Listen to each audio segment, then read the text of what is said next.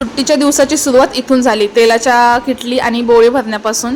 तेलाच्या किटल्या ज्या होत्या त्या खाली झाल्या होत्या, मग मी काल रात्री स्वच्छ धुवून घेतल्या होत्या. तेलाची पिशवी फोडून घेतली, तेलाची पिशवी निथळ ठेवली तेल सगळं ओतून झाल्यानंतर. यामुळे काय होतं, संध्याकाळी मला दिव्यासाठी तेल वापरता येतं.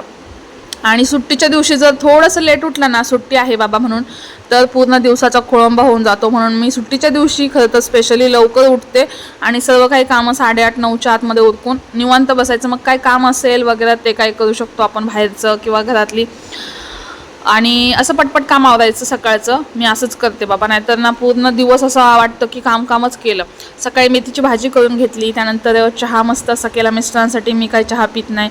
त्यानंतर सलाड कापून ठेवलं, ऐन टायमाला जेवायच्या वेळेस खाऊसं वाटत नाही किंवा कापून घेऊसं वाटत नाही म्हणून. त्यानंतर पोहे करून घेतले नाश्त्यासाठी. मस्त असे पोहे केले होते. सुट्टीच्या दिवशी पोहे खाण्याचा आनंद काय वेगळाच, निवांत बसून खायचे. तर मस्त असे पोहे झाले तिथे. तुम्ही माझे व्हिडिओ अजून जर बघताय आणि चॅनलला सबस्क्राईब केलं नसेल तर चॅनलला पहिले सबस्क्राईब करा, बेल आयकॉन प्रेस करा, म्हणजे तुम्हाला माझे नोटिफिकेशन येतील आणि तुम्ही माझे व्हिडिओ बघू शकता. इथे हे गुलाबजामचं प्रीमिक्सचं पॅकेट आणलं होतं, जे की मी आज करून ठेवणार आहे, म्हणजे उद्या संध्याकाळपर्यंत छान मुरतील, जे की मिस्टरांना खूप आवडतात. माझ्या पप्पांना पण गोड पदार्थ खूप आवडतात. संध्याकाळी आम्ही गेलो होतो जरा बाहेर, काय सामान आणायचं असतं, सुट्टीच्या दिवशीच टाईम भेटतो ना. आणि मोबाईलचं स्क्रीन गार्ड टाकायचं होतं माझ्या मिस्टरांना, त्यानंतर कवर घ्यायचा होता.